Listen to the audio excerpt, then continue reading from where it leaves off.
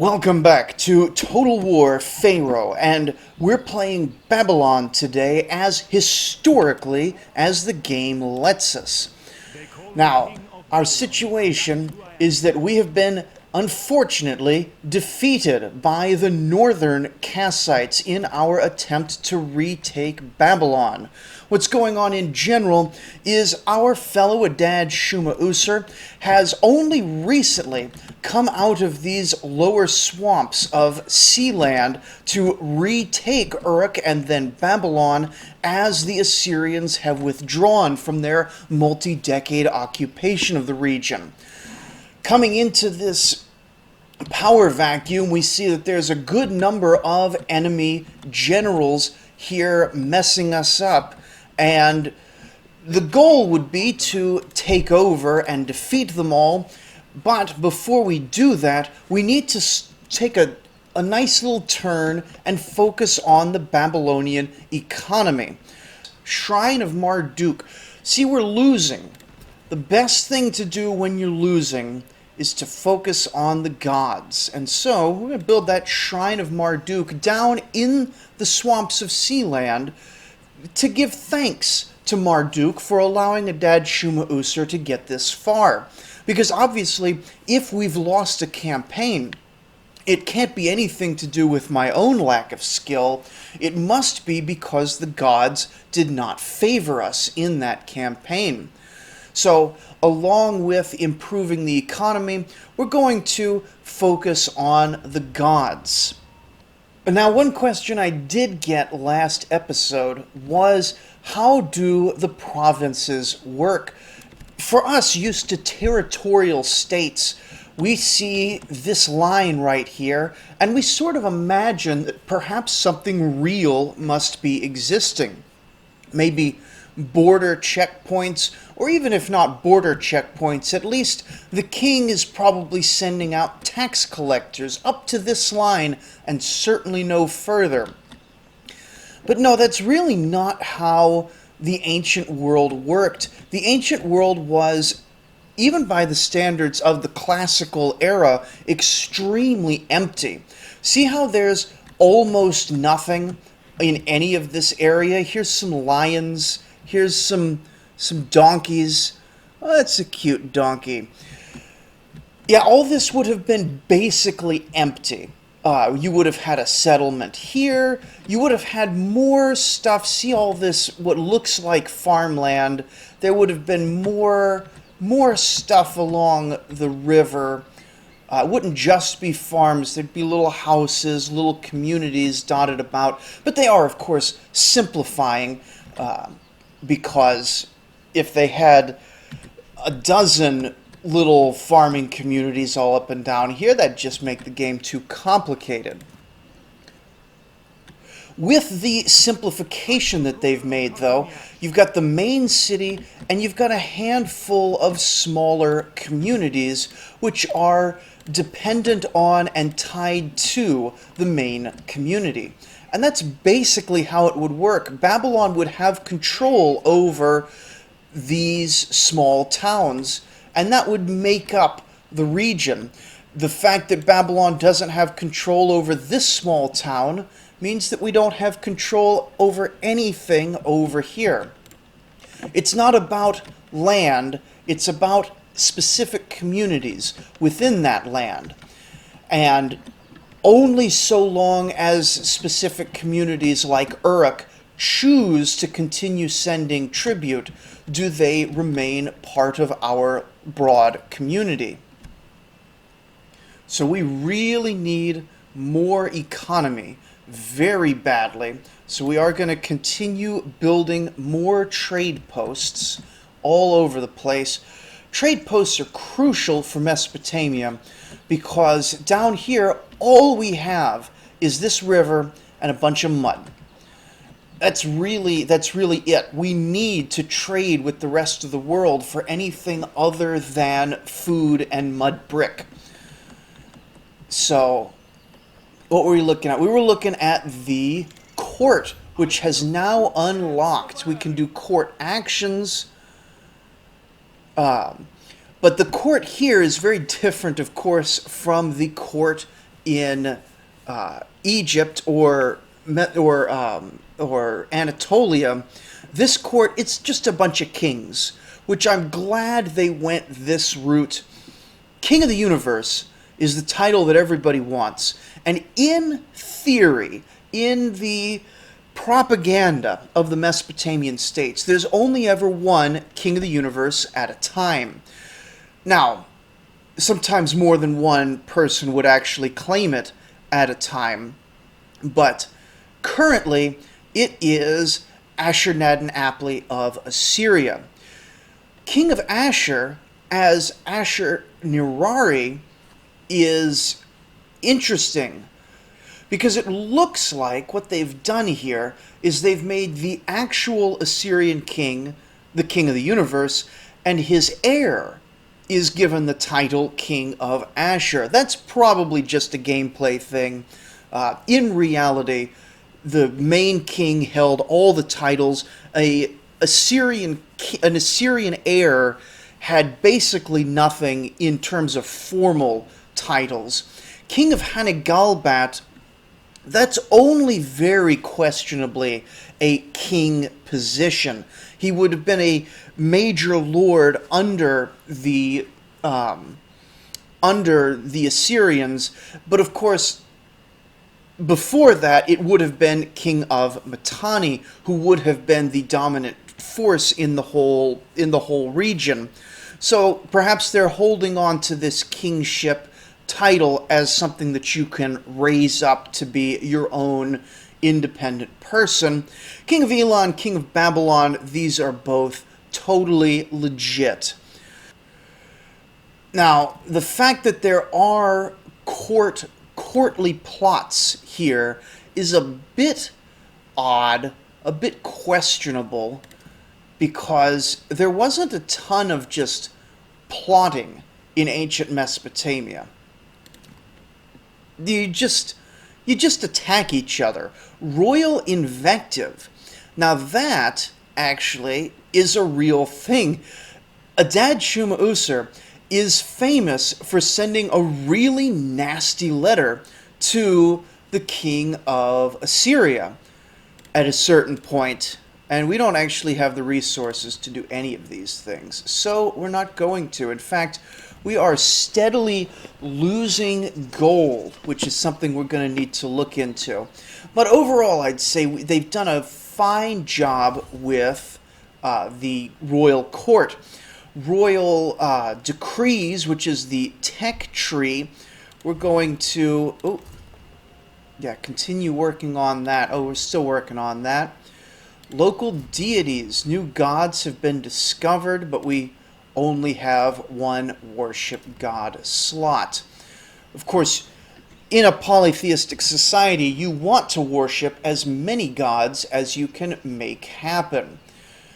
Soon we'll be on Path to Power and Ancient Legacy, but that's they unlock that a few turns away.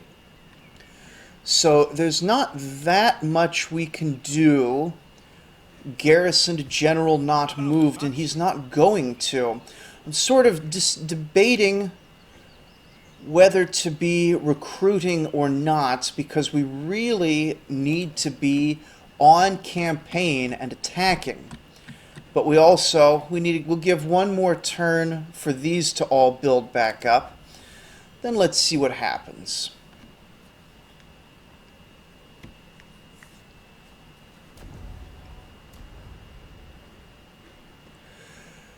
So Carchemish wants to give us food in exchange for our wood, which seems very backwards. Usually we would be giving food in exchange for wood, but I guess we've ended up with so much wood down here but we don't actually need food. We need a little bit of gold. Oh, they're not giving us any of that. What if we didn't take any food? We took a little bit of gold. Oh, we don't want to give them wood either. We want to give them What is that? That's... Oh, okay, yeah, so we do have enough wood for that. Let's give them some wood and get some more gold, because we are steadily going broke. So let's confirm that and propose. See what happens. Hey, look at that. We are now positive in gold because of Carchemish. We're sending them wood even though they have wood more directly available, but it just goes to show the interconnectedness of trade throughout the whole region. Now, what's really famous with trade... Ooh, yeah. What's really famous with ancient trade is the market for luxuries. Kings would send luxuries to other kings. A baby girl who's grown up, can probably get married. I don't know really how that works, but let's see how that works. Can we arrange a marriage with anybody worthwhile? Who are these people? Civilian. Do they become... Oh, I guess they become generals or something. I don't think we need that right now. We need gold. Sorry, lady, you can't get married because we need that gold to build our army more. Here we go. Now we can finally start really building an army. Look at... Now this is good. We had been pulling in Suluhulu units, which are mostly what the Babylonian army has sort of inherited, and we don't actually have very many left after our significant military defeats. So, we need to really build our army up a little bit. Let's start with that. See where that gets us. The big focus in a lot of histories is the...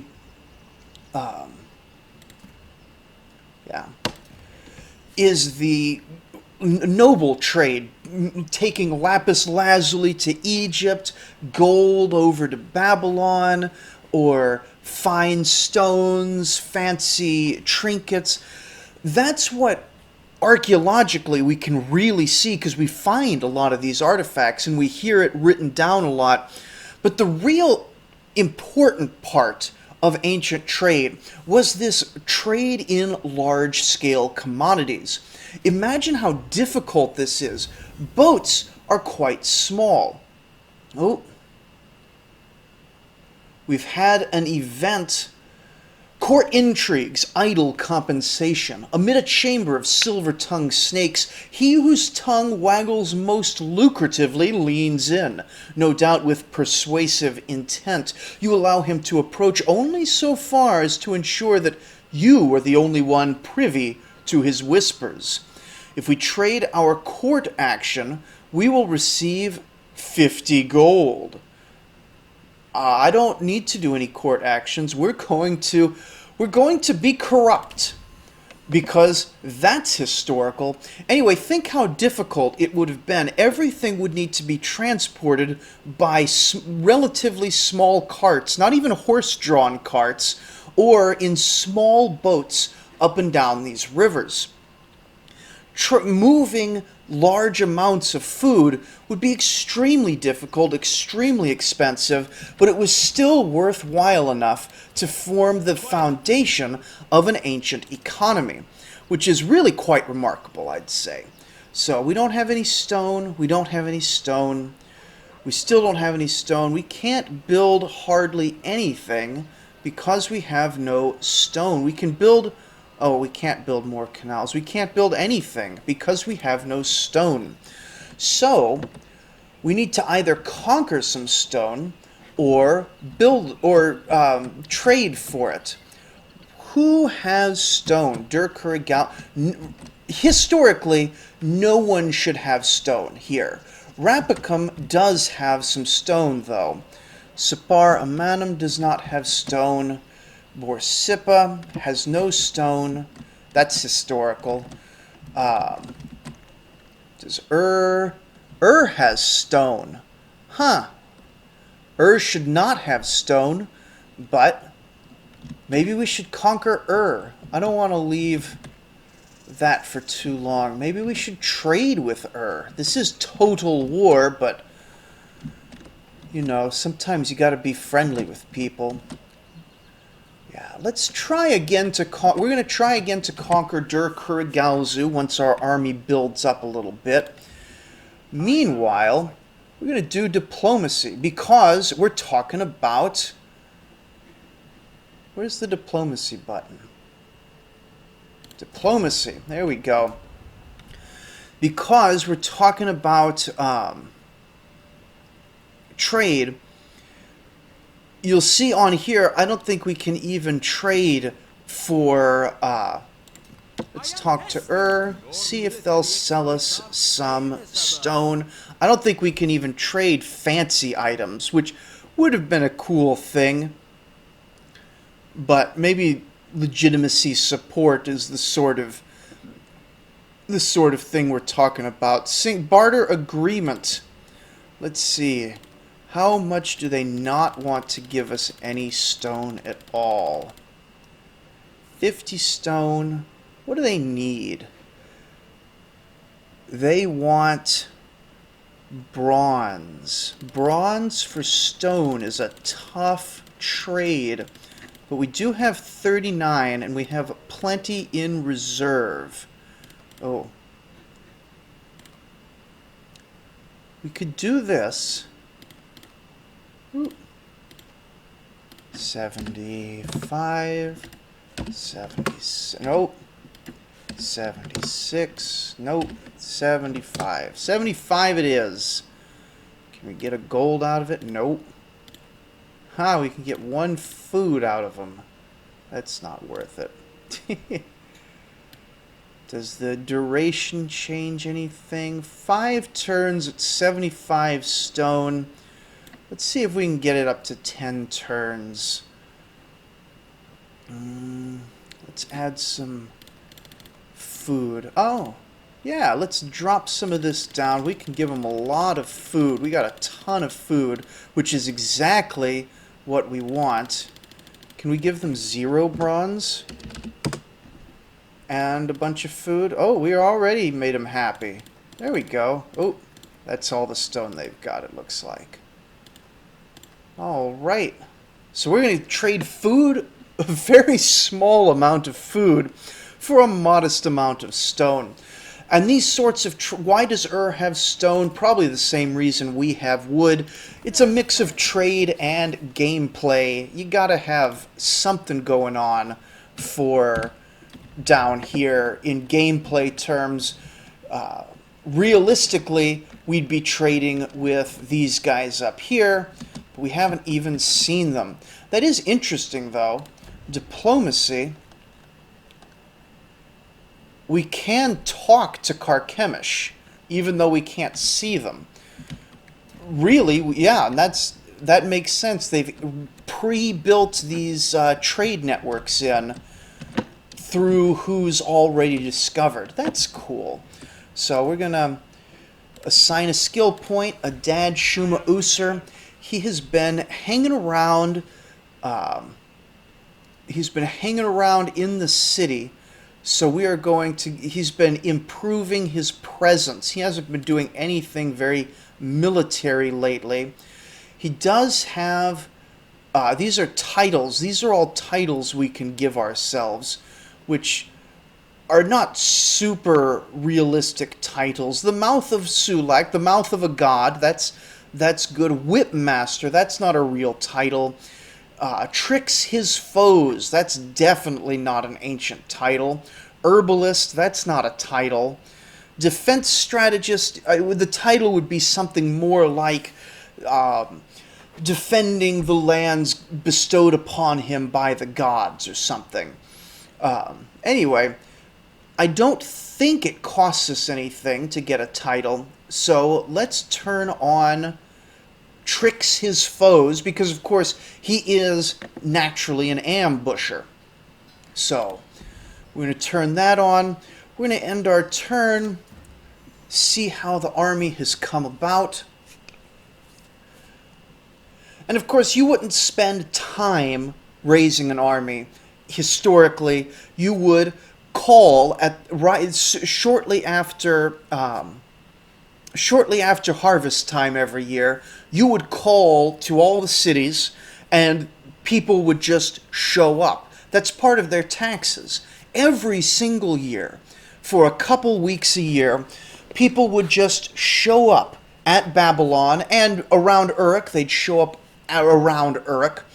Oh, we got a full stack coming into our lands. That's not what I want to see. And the people would just show up, and they'd say, "Hey, king, what are we going to do?" Now, of course, in practice, they probably have a good sense already of what they're going to do for the year. Oh, my legitimacy is decaying because I haven't fought any battles in a while. It is winter. Because it's winter, we're going to pull in one more. Gather the troops. We're not going to go out in the winter. That's just not appropriate. But people would show up every year, and they'd say, "Hey, king, what should we do?" Well, we need to worship Ninurta because we do need to start going to war. Ninurta is sort of the god of action heroes. He is, and I promise you, I'm not even looking at these gameplay effects. Ninurta is just who we would be worshiping after Marduk, out of these 5 gods. Ishtar would be a good second option instead of Ninurta, and probably will be our 3rd god once we unlock that. Because we've unlocked a 3rd thing, we need another decree. Enlightened society. The temple will give us 3 workforce. Do we need an enlightened society? I think we need to start focusing on soldiers a little bit. So that's going to be our next royal decree. Start figuring out soldiers. Yeah, we're focused on soldiers right now, and we finally unlocked the ancient legacies. Now this is a cool little thing for really flavoring all the playthroughs here. And it is quite respectable here. Over on the Oldest Stories podcast, we're actually talking about how the Neo-Assyrians of Ashurnasirpal and Shalmaneser really consciously are modeling themselves after Sargon of Akkad, Sargon the Great. And there are, of course, a number of famous ancient kings modeling themselves after Sargon the Great. And then a number of other, I wouldn't say that they're necessarily modeling themselves after Hammurabi as lawgiver to quite the same extent, but there are a number of great Mesopotamian kings who do try and follow the example of Hammurabi as sort of an archetype of kingship, not wholly focused on internal governments. After all, Hammurabi was a great conqueror, first and foremost. That's why he was able to become the lawmaker. But I do think that given our situation where we're having a little bit of military difficulty right now, I think we do want to focus on building ourselves up as Hammurabi. We need to rebuild Babylon in a way that would make him proud.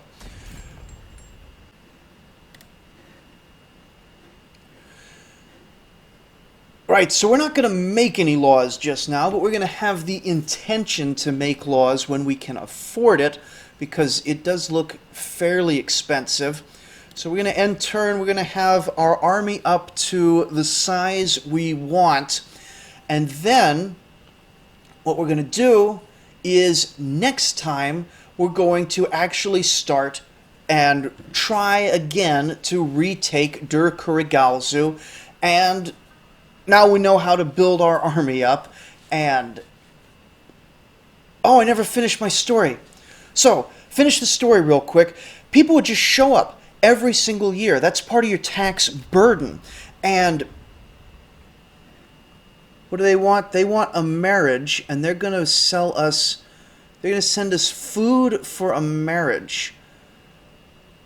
that's a terrible idea. No, I don't need that food. Is about to attack me?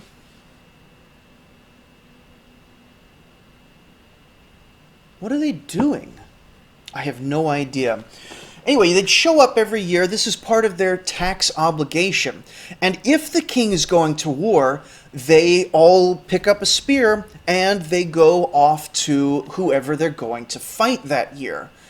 If they're not going to war, then the king says, hey, we're all going to build something this year. We're going to expand the canals. We're going to, in fact, we're going to expand the canals. Because for all that we have a ton of food, we always need more. We've got a little bit of idle workforce. No more idle workforce. We're not getting... Oh, I guess we just used some of that stone that we've got. And so that's how the armies would be mustered. That's also how all this construction would happen.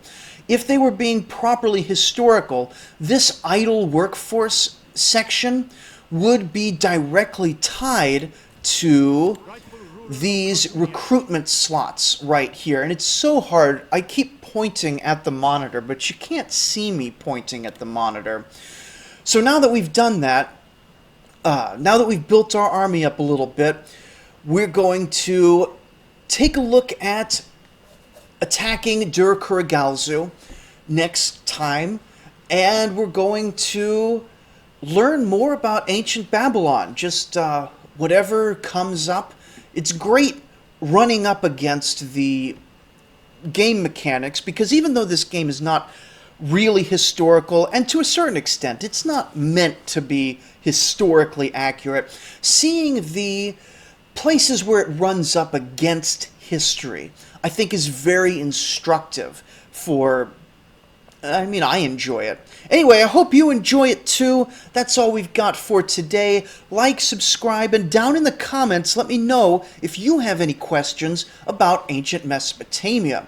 There's a lot more to talk about. I was going to talk about the Sulukhlu today, but I actually have to get back to the day job. So, that's all I got for you today. Thank you for watching.